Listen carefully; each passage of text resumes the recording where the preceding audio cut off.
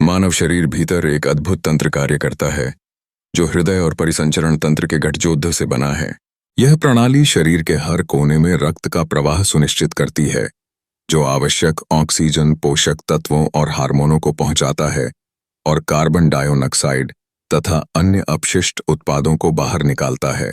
हृदय एक पेशीय अंग 4 महत्वपूर्ण कक्षों में बांटा गया है जो इसके कार्य को सुनिश्चित करते हैं।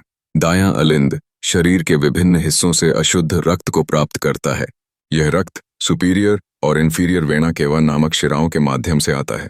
इसके बाद रक्त दायां निलय में प्रवाहित होता है, जो इसे फुफ्फुसीय धमनी के माध्यम से फेफड़ों में पंप करता है।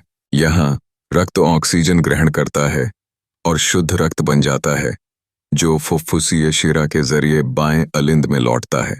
बायां निलय, जो हृदय का सबसे शक्तिशाली कक्ष है, इस शुद्ध रक्त को महाधमनी के जरिए पूरे शरीर में पंप करता है। हृदय चक्र संकुचन और शिथिलन की लयबद्ध प्रक्रिया है, जिसमें प्रकुंचन रक्त को बाहर पंप करता है, जबकि अनुशिथिलन हृदय के कक्षों को भरता है।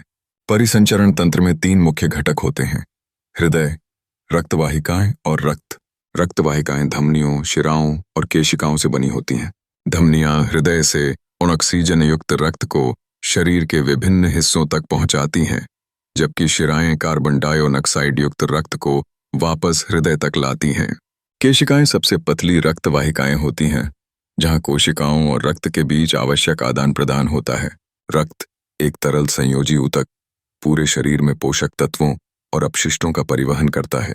यह प्लाज्मा, लाल रक्त कोशिकाएं, श्वेत रक्त कोशिकाएं और प्लेटलेट्स का संयोजन है।